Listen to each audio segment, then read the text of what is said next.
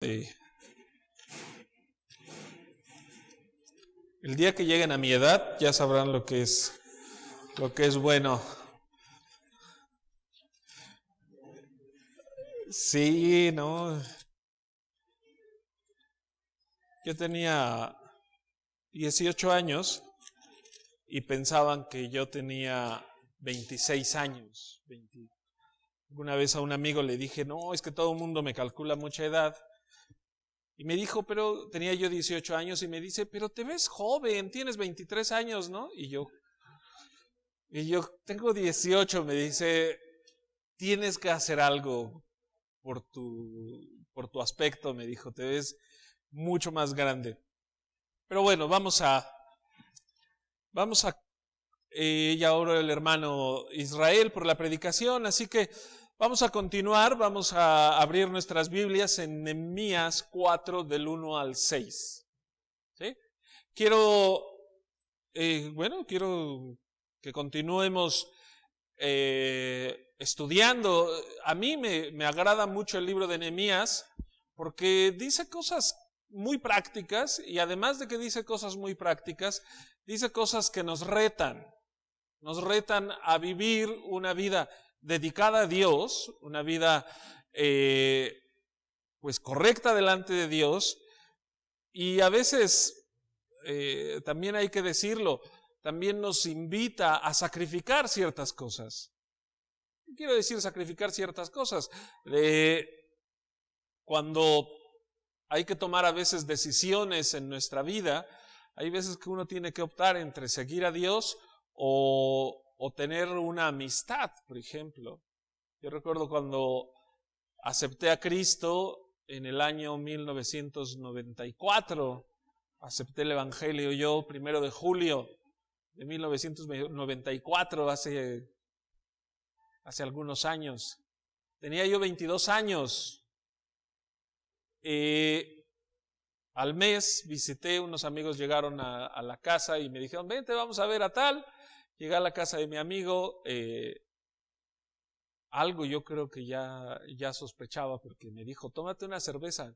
Y yo le dije, no, gracias. Yo no le dije, soy cristiano, no le dije nada de eso, pero lo único que hizo fue decirme, no vas a tomar. Le dije, no. Me dijo, dame la mano. Le di la mano y me dice, ahora lárgate de mi casa. Fuiste un buen amigo, pero si tú no vas a tomar conmigo, lárgate. ¿Y qué haces en esos momentos? Pues me largué de la casa. Dije, bueno, perdón, me voy. Me salí. No, les cuento esto no para que digan, ay, ¿cuánto le costó? No, la verdad es que cuando yo salí iba un poco triste, no puedo decirles que no. Iba uno de mis primos y me dijo, y la verdad me sirvió mucho para consolarme, me dijo, ¿no crees que esto es una muestra de que realmente Dios te ha cambiado? Y es cierto. Tuve que elegir entre seguir con la vida que yo llevaba antes y ahora seguir una vida recta delante de Dios. Lo tuve que hacer y seguramente tú has pasado por cosas como esta. Seguramente tú has pasado en algún momento que tienes una amistad o va empezando a crecer esa amistad y de repente se entera que eres cristiano, no puedes hacer y surge un muro. Y entonces tú tienes que decidir, ¿qué hago? ¿Obedezco a Dios? ¿O mejor me amoldo a mi amistad, a mi amigo, para que no piense mal de mí? ¿Qué hacemos en ese momento?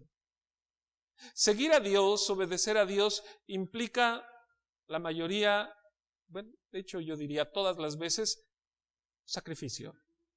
Sacrificar probablemente amistades, a veces familiares, probablemente sacrificar pasatiempos, probablemente tomar decisiones en nuestra vida que nos conduzcan por una senda. ¿Sí? Yo recuerdo cuando estaba pensando en una mujer con la cual compartir mi vida, yo se los digo por mí, yo decía, no, casarse con alguien incrédulo no es pecado. Ya era yo cristiano, yo decía, no es pecado. Si es con amor, pues no pasa nada, ¿no? Dios nos dice que amemos. Pero algo que me empezó a mover tristemente no fue la Biblia, sino fue, yo estoy acostumbrado a ir a la iglesia, a tener ese tiempo, porque si no, mi vida se iba desviando cada vez más. Entonces yo dije, yo me consigo una novia que no sea cristiana, y el día domingo, como yo voy a la iglesia y necesito estar, ella va a querer ir al cine, va a querer ir a divertirse, va a querer pues pasarla bien, ¿no? El día domingo. Y el aguado del novio le va a decir, no, yo voy a la iglesia, ¿no?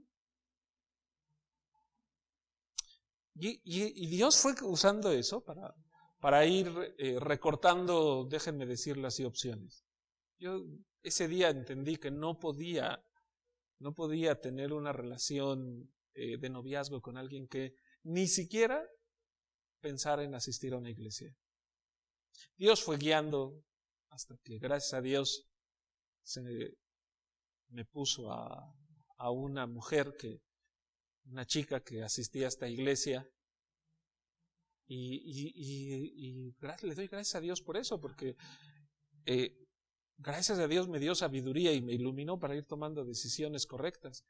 Evidentemente pude haber dicho, pues no, pues sigo adelante. Nuestra vida siempre está llena de sacrificios.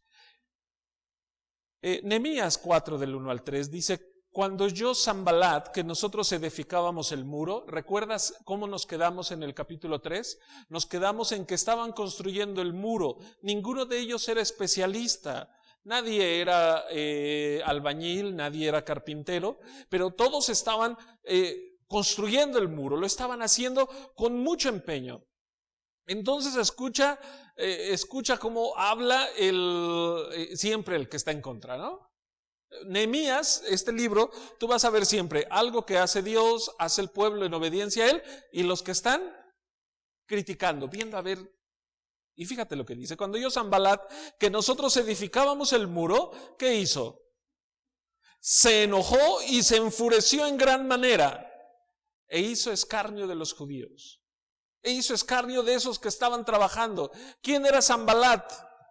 Ya lo dijimos, ¿no? Era una persona que vivía ahí y que cuando Esdras vino a empezar a construir, era de este grupo que les dijo, hey, yo te ayudo, dame permiso de ayudarte, yo quiero ayudarte. Y Esdras dijo, no, es la obra de Dios, nosotros debemos hacerla y ustedes no son de Dios, no son del pueblo judío. Pero no, mi abuelo era judío. Es más, dicen unos les dijeron, nosotros damos sacrificio a Dios desde hace muchos años.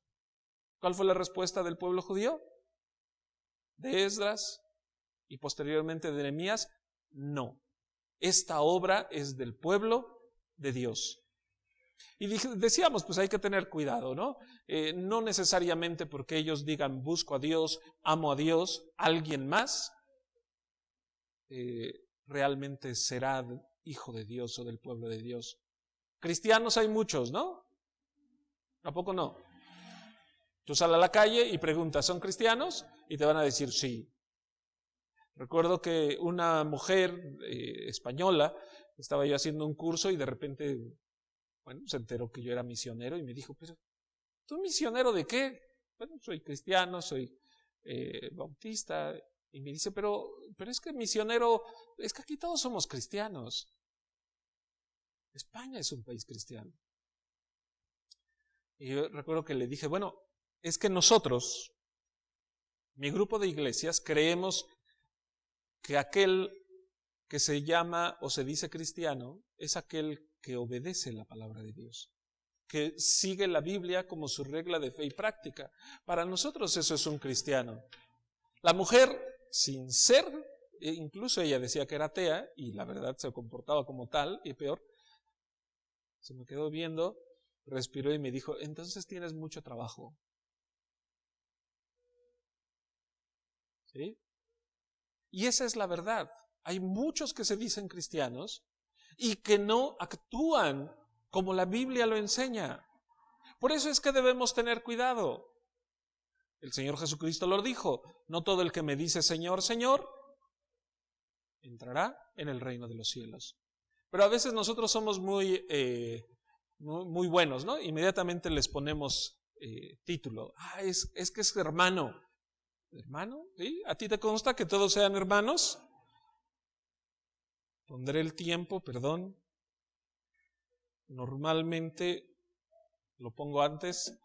Hoy lo habré puesto 2 minutos después. Así que llegando a la hora, me daré cuenta que ya debo parar. Sanbalat se enoja. ¿Por qué se enoja? Porque empiezan a construir el muro.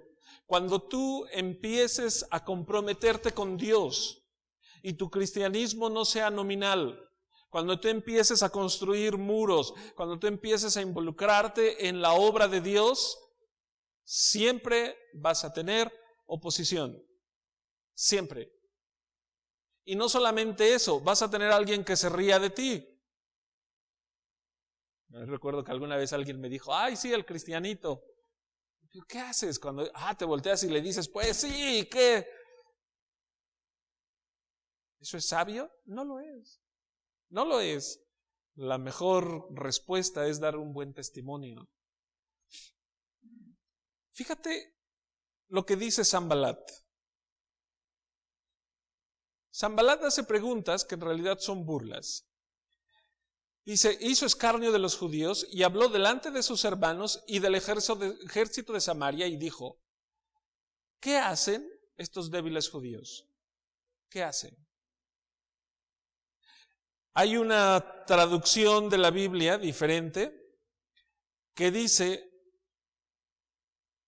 ¿qué hacen estos judíos muertos de hambre? ¿Sí? No se ahorraba en adjetivos. Hay otra traducción que dice, ¿qué hacen estos miserables judíos? Todas estas ideas retoman el corazón de esa frase. ¿Qué hacen estos? ¿Sí? Por eso dice, hicieron escarnio. El versículo, estamos en el versículo 4:2. Y habló delante de sus hermanos, dice, ¿qué hacen estos débiles judíos? ¿Se les permitirá volver a ofrecer sus sacrificios? ¿Van a volver a a restaurar su culto? ¿Sus sacrificios? Fíjate en una cosa, a pesar de que eso es una burla, ¿sabes que los sacrificios se volvieron a instaurar? Se volvieron a instaurar. Este hombre se está burlando y está diciendo, ¿y a poco van a sacrificar de nuevo? ¿Se va a reponer los sacrificios? ¿Se va a volver a hacer esto? Y sí, se volvió a hacer. Probablemente él no lo vio, pero cuando el Señor Jesús vivía, que al menos son 500 años o más después, se hacían sacrificios en el templo de Jerusalén. Es notable eso, ¿eh? ¿Qué otra burla hacen? ¿Acabarán en un día? ¿Sí? ¿Van a hacer un muro en un día? Evidentemente no iban a hacer un muro en un día. Pero todas esas burlas iban destinadas a una cosa muy importante, a que ellos desfallecieran, a que dijeran, no, pues sí, no vamos a acabar. Seguramente nos va a salir mal. A lo mejor no resiste. Fíjate lo siguiente que dice, resucitarán de los montones del polvo las piedras que fueron quemadas. Dicen que cuando se arrasó Jerusalén, se quemó completamente. Y el tipo de piedra que habían usado para el muro, cuando se quema, lo que queda es algo muy frágil. Quedaba como una arenisca. Por eso es por lo que dice, resucitarán de los montones del polvo las piedras que fueron quemadas. Una cosa que Sanbalat no sabe es que Dios es el Dios de los imposibles. ¿Sí? Y no sé si tú recuerdas la historia en la cual Isaías habla del valle de los huesos. ¿Cómo estaban los huesos? Secos, quemados, sin vida.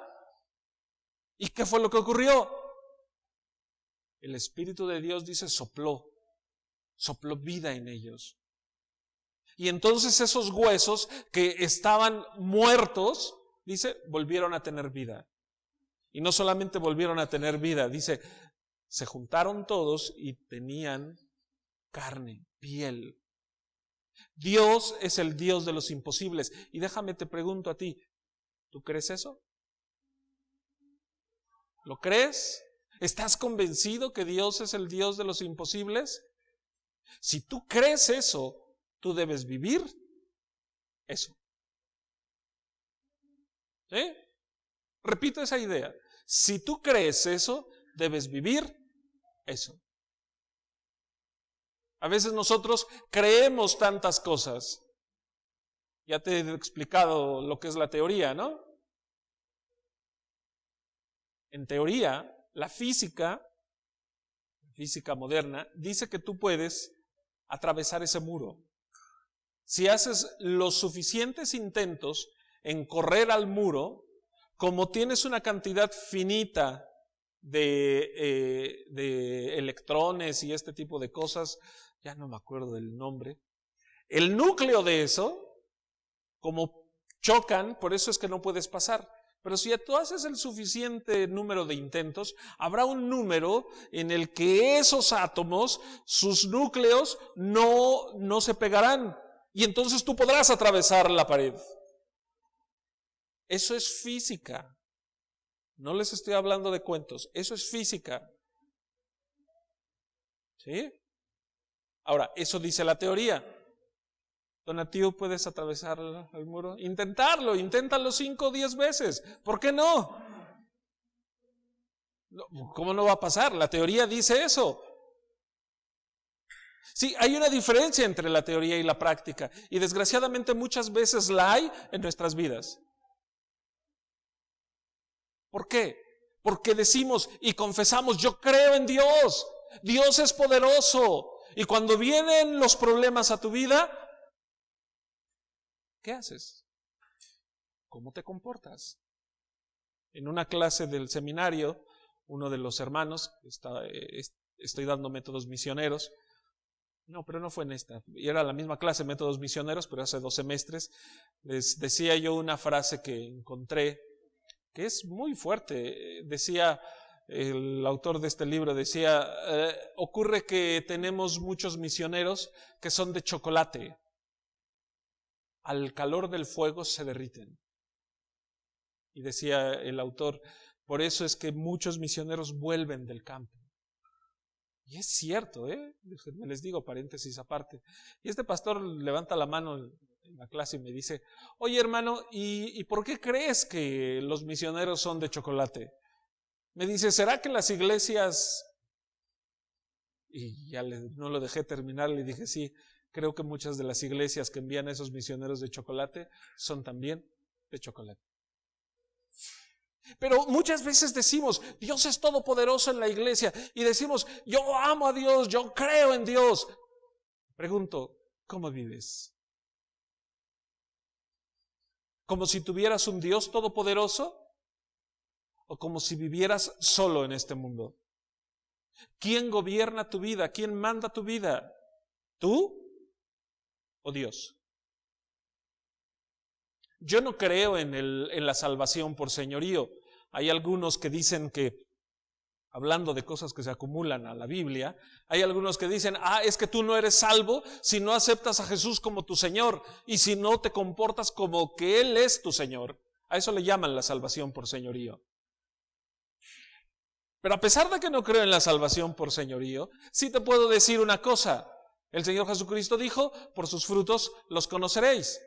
Entonces, si tú vienes y tú confiesas que tienes una relación personal con Cristo, pero nunca sometes tu vida ante Jesucristo,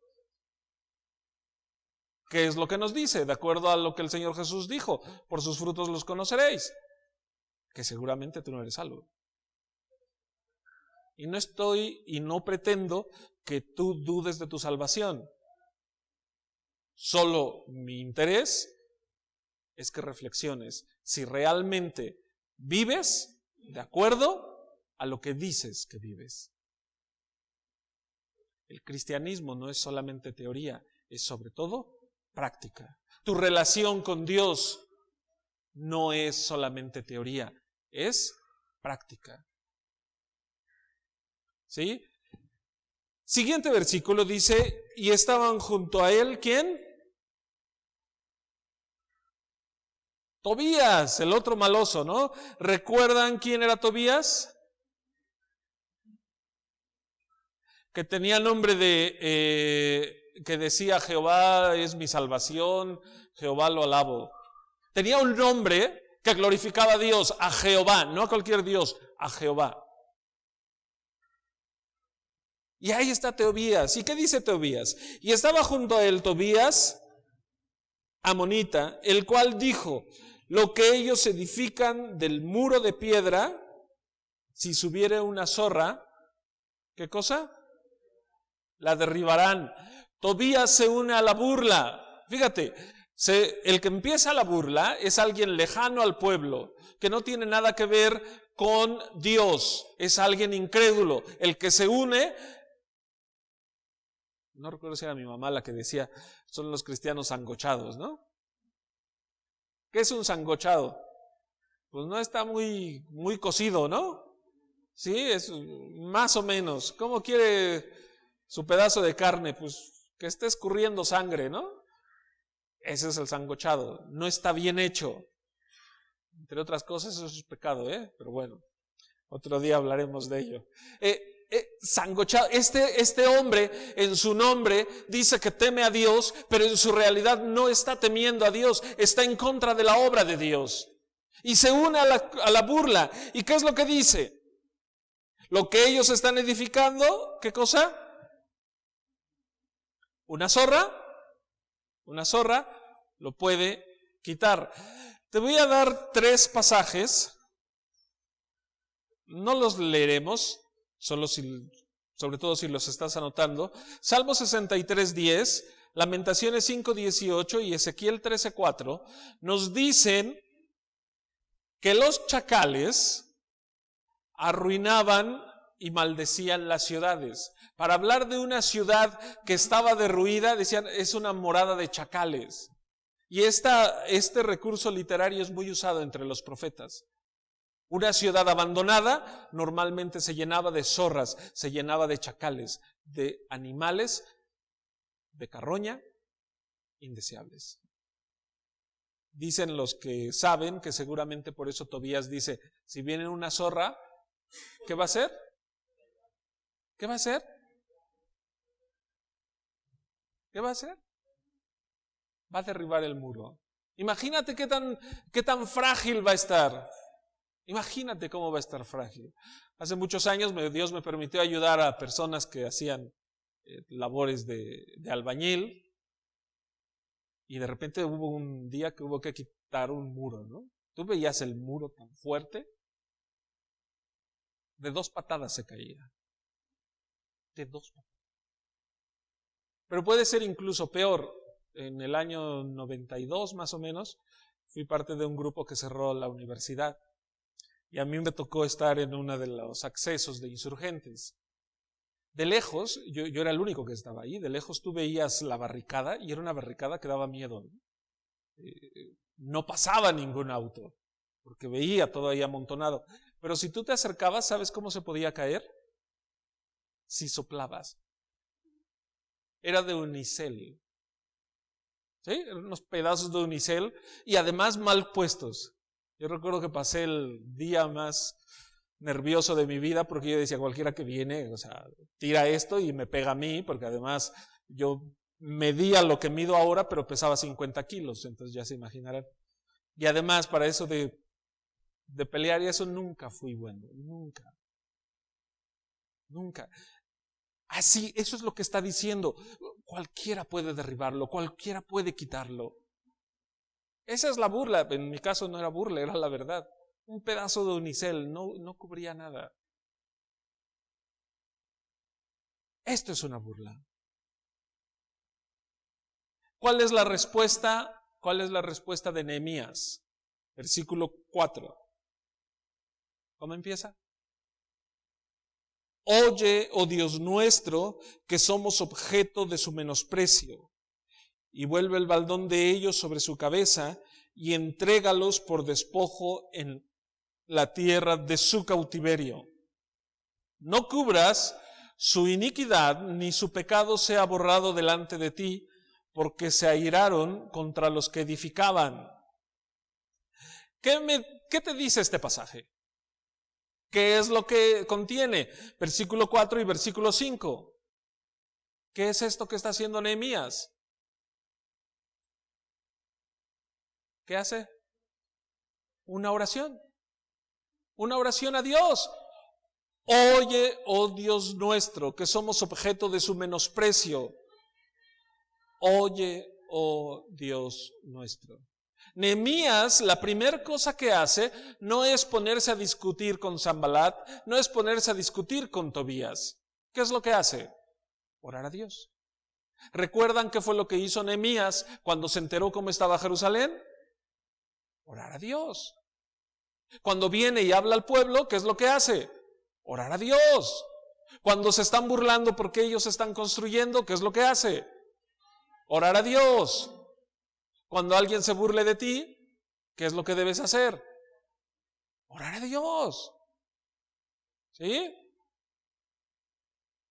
Si tú haces lo que hizo Nehemías, seguramente, uno, tendrás más paz, dos, podrás continuar haciendo lo que Dios quiere, su voluntad, tres, seguramente no te amargarás. Pero si en lugar de eso tú te pones a pelear con todo el mundo, ya te digo yo, te vas a amargar, te vas a desanimar y después de 4 o 5 años, ¿sabes qué vas a hacer? Vas a estar del lado de aquellos que se burlan. Es un ciclo que nunca falla. Si tú no vienes y entregas a Dios todas esas burlas y no quieres, vas a terminar amargado y vas a terminar riéndote de aquellos que quieren obedecer a Dios. Es que acaba de recibir a Cristo. Ya verás cuando pasen algunos años cómo vas a estar. Es que está muy animoso. Es que acaba de aceptar el Evangelio. ¿Han escuchado cosas como esas? Yo las he escuchado muchísimas veces. Bueno, a lo mejor el defectuoso soy yo, ¿no? Y el que tiene malas amistades. A lo mejor ustedes no lo han oído. Probablemente no. Yo he escuchado esas cosas de personas que se dicen y se sienten cristianos maduros. No puede haber mayor contradicción que esa.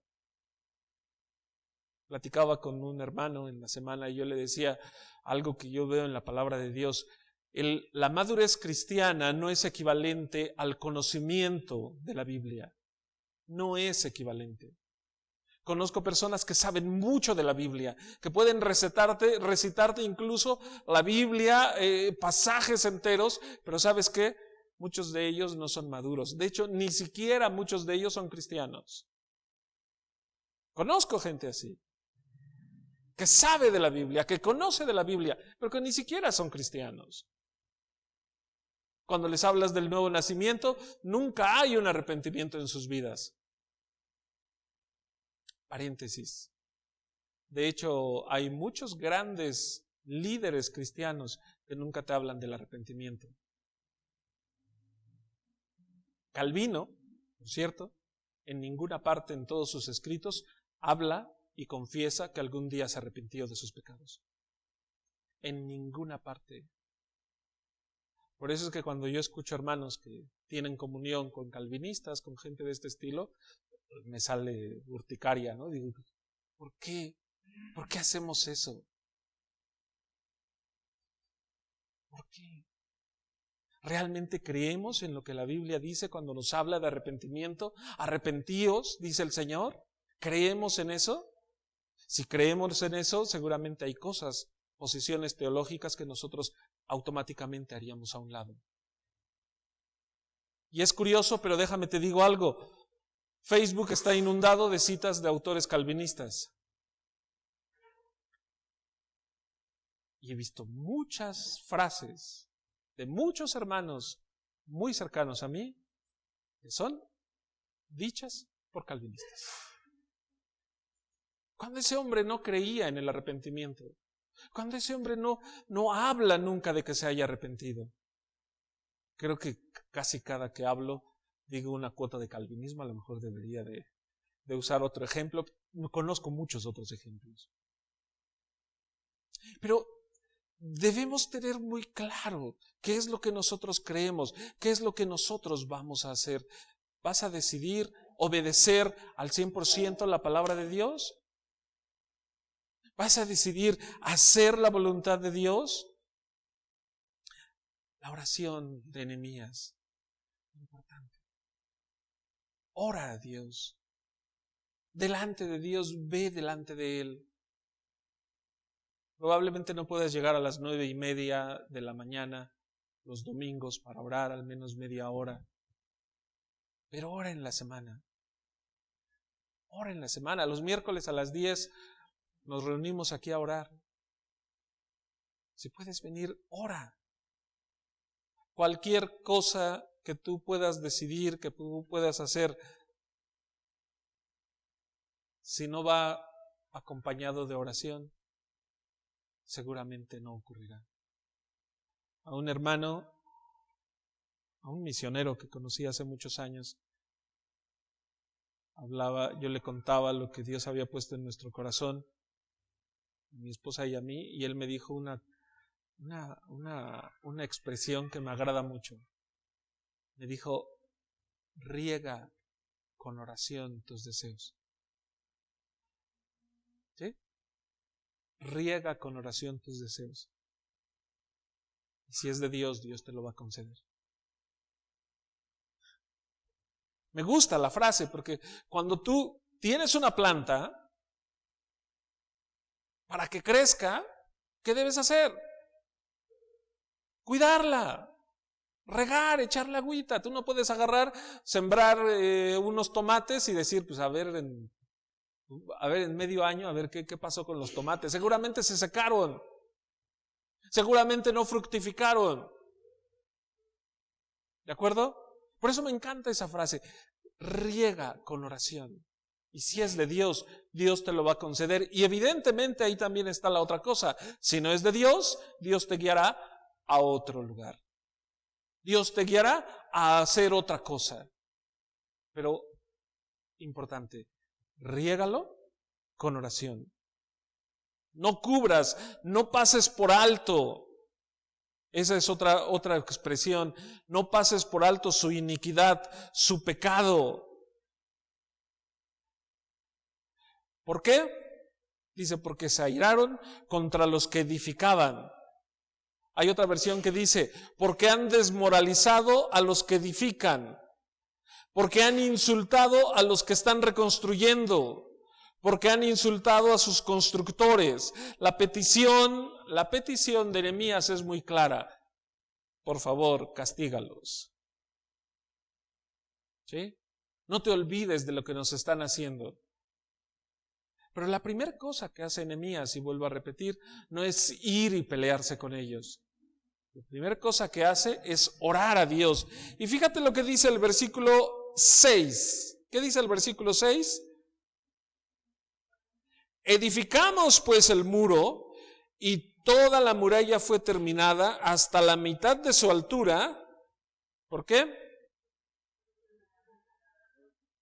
Porque el pueblo tuvo ánimo. ¿Para qué? Para edificar. Y llegamos a una parte que es muy importante. El pueblo tuvo ánimo para edificar. Literalmente quiere decir, el pueblo tuvo corazón para trabajar. En buen mexicano diría, le echaron todos los kilos, se comprometieron. Voy y lo hago, yo lo voy a hacer. ¿Por qué? Porque voy a invertir mi tiempo, porque voy a invertir mis fuerzas, voy a invertir todo lo que soy para hacerlo. La palabra corazón en la Biblia muchas veces se refiere como al centro de la vida física y es una metáfora de la persona. ¿Qué quiere decir que es una metáfora de la persona? Es que tiene buen corazón. Y a veces tiene mal corazón, ¿no? Esto lo puedes encontrar en Hechos 14:17 o 14:17, ¿sí? También en Hechos 14, Santiago 5:5 también. También el corazón era el centro de la vida espiritual, el centro de la vida de una persona. Puedes encontrar frases en la Biblia como esta: Dios conoce el corazón.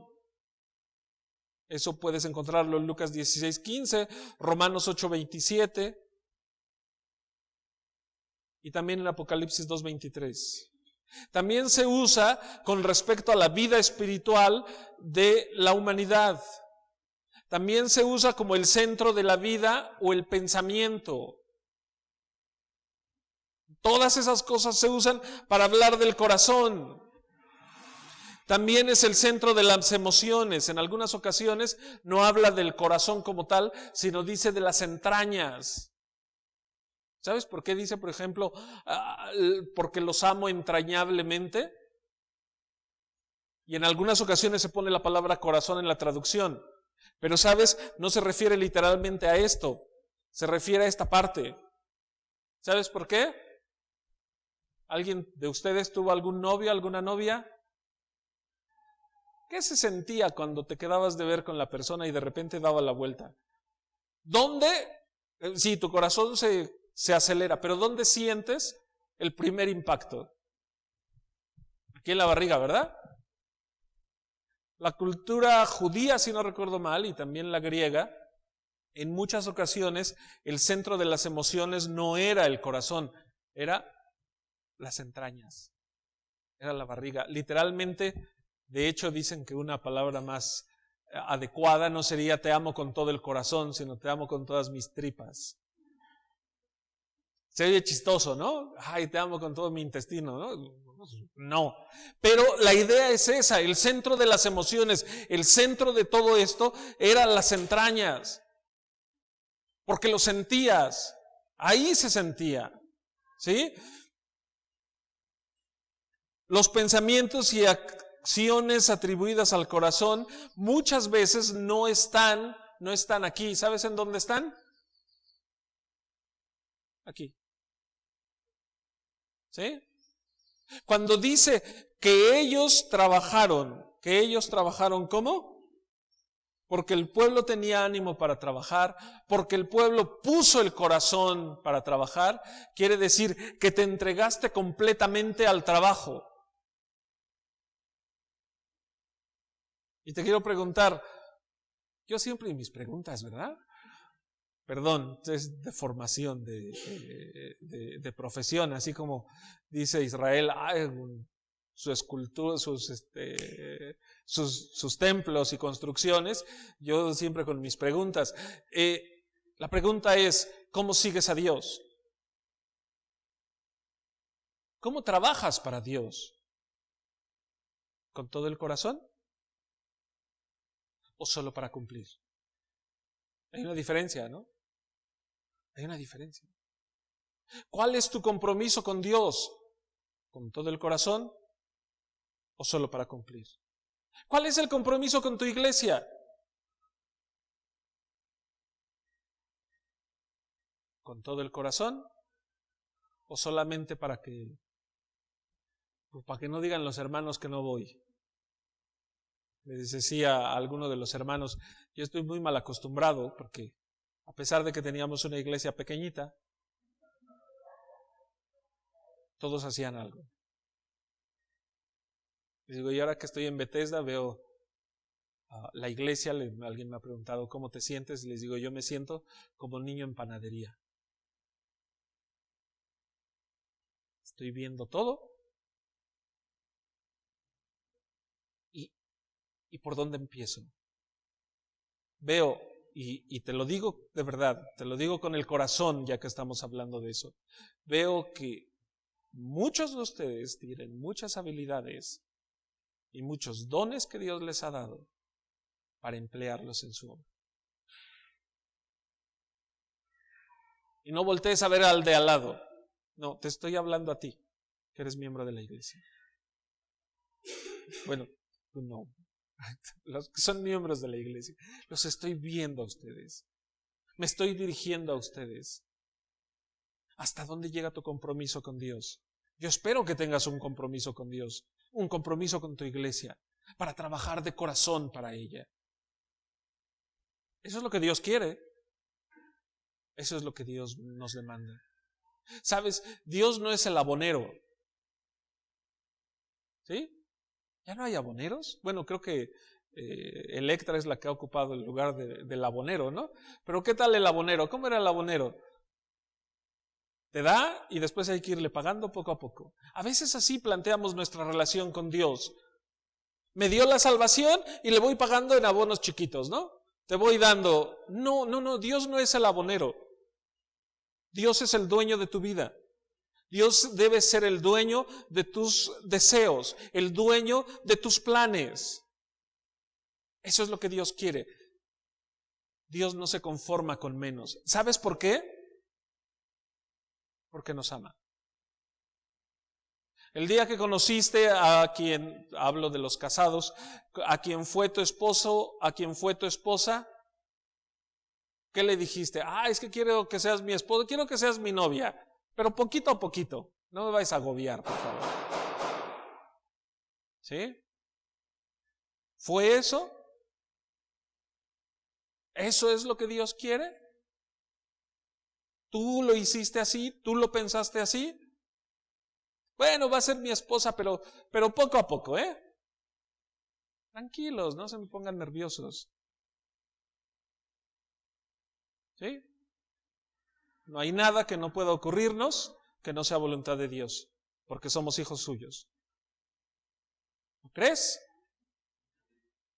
Yo lo creo. ¿Qué es lo que deseamos? ¿Cuál es el compromiso que debemos tener con Dios?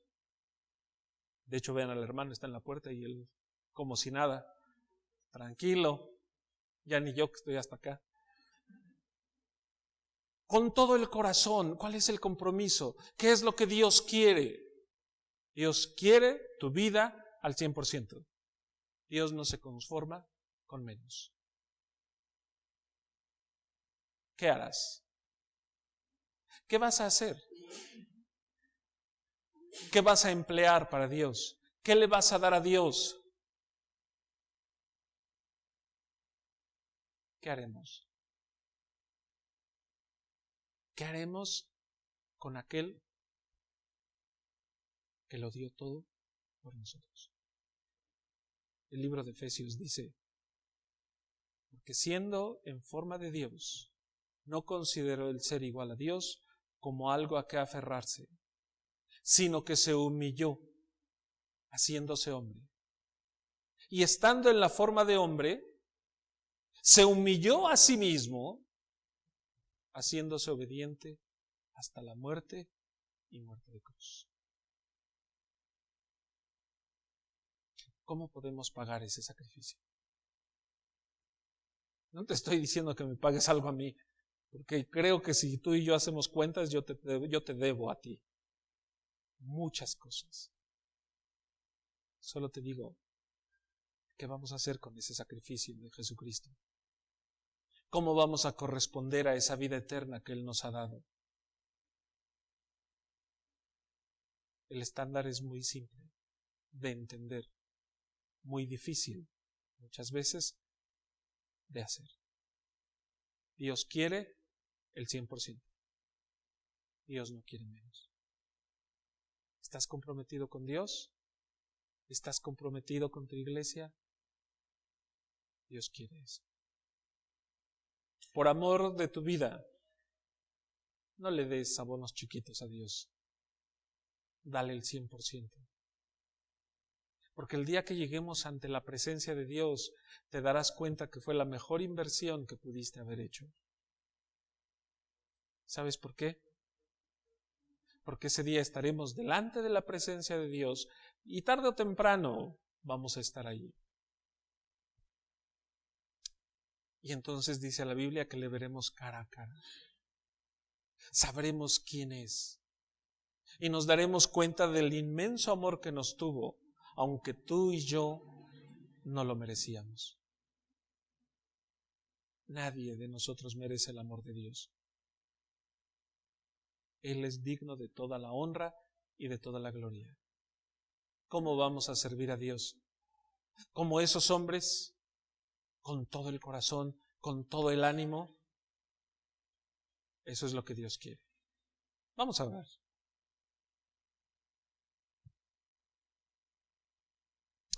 Bendito Dios, te damos muchas gracias porque eres con nosotros y nos cuidas, Señor. Porque tu palabra dice que a los que te aman, todo ayuda para bien, Señor. Gracias porque estamos en tus manos. Gracias porque Bethesda está en tus manos, Señor. Te pido por cada uno de los hermanos, cada uno de los miembros de esta iglesia y cada uno de los hermanos que nos visitan y vienen, Señor. Permite que podamos tener compromisos fuertes contigo, Señor. Que nuestro anhelo sea honrarte y glorificarte a ti en toda circunstancia. ¿Y por qué no decirlo, Señor, sin importar el precio? Que todos nuestros planes, todos nuestros anhelos, todos nuestros deseos tengan un único objetivo: agradarte a ti, Señor. Que te sirvamos de todo corazón, Padre. Porque como decíamos hace un momento, tú no pides menos. Perdónanos, Señor, porque muchas veces no te buscamos como tú lo deseas. Perdónanos, Padre. Y tú sabes, Señor, que no lo digo por mis hermanos, lo digo por mí, que muchas veces no te sirvo como tú lo deseas. Perdóname, Padre. Corrige mi vida, Señor, y corrige la de cada uno de mis hermanos. Que podamos hacer tu obra, Señor, en medio de estos días, en medio de estos tiempos peligrosos, Señor. Que la colonia Lázaro Cárdenas sepa que en este lugar tenemos un Dios vivo y poderoso. Tómate la honra y la gloria en nuestras vidas. En el nombre de tu Hijo amado Jesús. Amén. Dios les bendiga.